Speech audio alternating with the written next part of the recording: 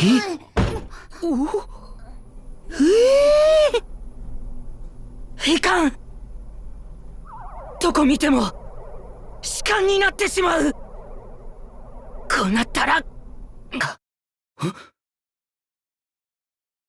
お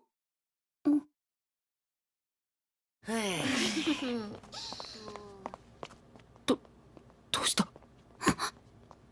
Okay, so Dangers in My Heart, episode number 5. I'm going to come here and tell you the same, or I'm going to share the same sentiment that I shared with you all last week. There is something about the Dangers in My Heart that no matter what's really happening, I'm still kind of like captivated by this growing flame, growing relationship between Yamada and between Kyoutaro, and just very interested to see on what this becomes from our giant woman and our short king here. And, there are so many different call-outs this episode, like, and I'll talk about it in length, but like the umbrella, like the elevator scene, there's so many different hints at there is a growing affection from both sides towards each other. And I'm just wondering when the glass is going to get filled and it's going to begin to spill over a little bit. I think that we are not due, but I think we are about to turn the corner from something happening between them. And with the end of the episode, with them both getting left behind at the station, together, that might be the next episode might be an event episode to where maybe something does end up happening between them, whether it's, hand holding or something specific that ends up occurring, a hug or something that just kind of like takes us to like that little next level of affection between these two individuals. Now, with all that being said, with episode 5 specifically, I will totally admit to you that until the umbrella scene, the first half of the episode was a bit boring. And although I was taking pretty good notes and I was paying attention to the episode, I wasn't exactly like enthralled in the episode. I wasn't like overly entertained by the episode. I was just like, and I think right before that scene happened, I think I even had like an internal thought. I was like, wow, this is a little bit boring, this week. I was like, I hope this picks up. And right when we got to the rain and the umbrella scene, that's when the show picked up and, turned it up to 11, in my opinion. But before that, really all we had was the introduction of the workplace workplace assignment from the school, that all the kids are going to get broken up into teams of 6 between all their classmates, and they're going to be assigned a workplace workplace assignment, where essentially they're going to go in groups of 6 to a specific place. In this case, they went to a manga studio, or like a place that, like a publishing house that publishes manga. Other kids might go to a coronary, might go to the police, police station or whatever. There might be different places of business that they go to study, and they're going to come back and provide a report on it. Well, the first half of the episode was all about, splitting into groups, Kyoutaro trying to find his group, the boys, finding their group, the draft that occurred.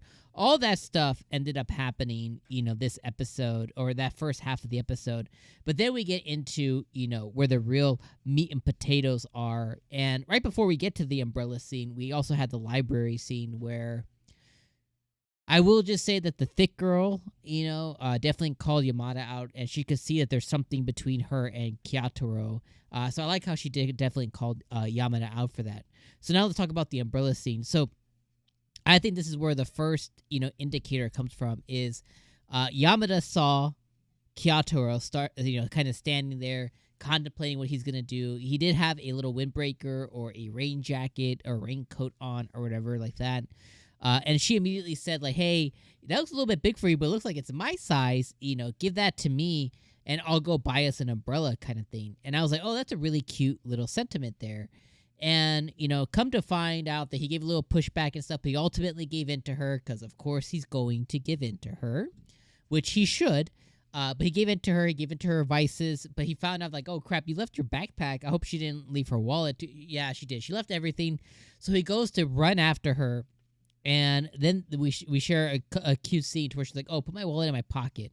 Then she's like, "Oh no, don't put it in the rain jacket. Put it in my physical pocket." So he has to open the rain jacket. So the fact that she's making him, that she made him do all this extraness to kind of get close to her, touch her, and stuff like that. I was like, okay, that's a big sign that she wants that closeness, and she's also comfortable with that closeness.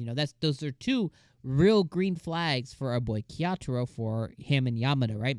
The second thing is, as he's reaching in to get her wallet, he also found her umbrella in there. So she bought an umbrella, and her immediate reaction was like, "That's broken.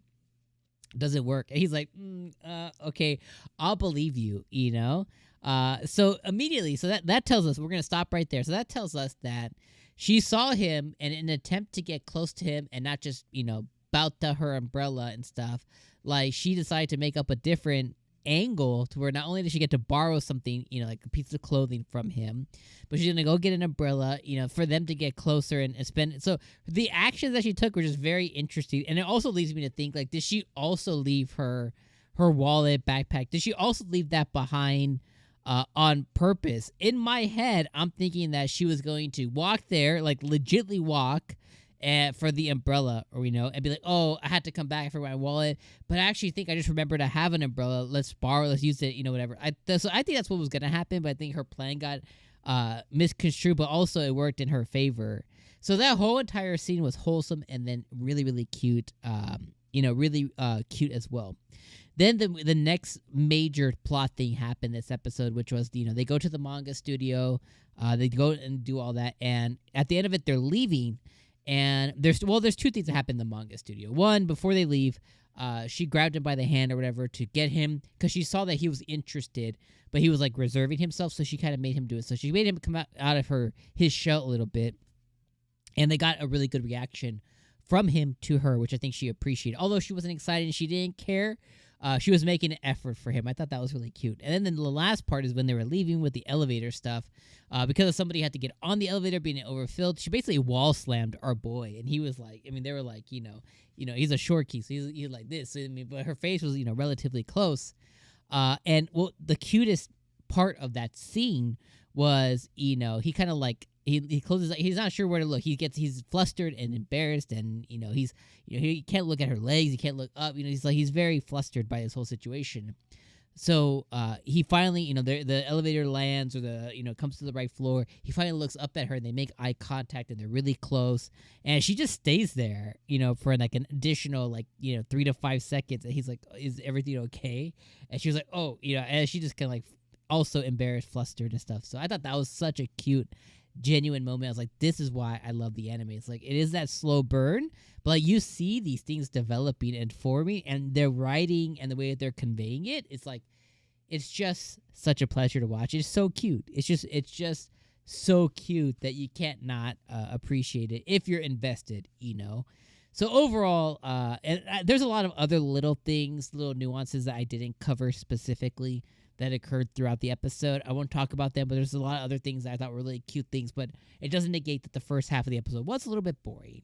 But overall, I still came at the end of it. I'm like, okay, I'm still gushing about it, even though I will acknowledge the first 10 or so odd minutes were a little bit boring, but I still feel like I need to gush about it, because that's how much the latter half I had a really high level of enjoyment in. So let me know what you guys thought about episode number 5 of The Dangers in My Heart in the comments down below.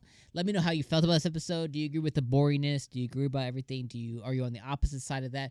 Did this just not hit for you at all? Did it hit for everything for you? Let me know in the comments. And of course, I'll see you guys next weekend.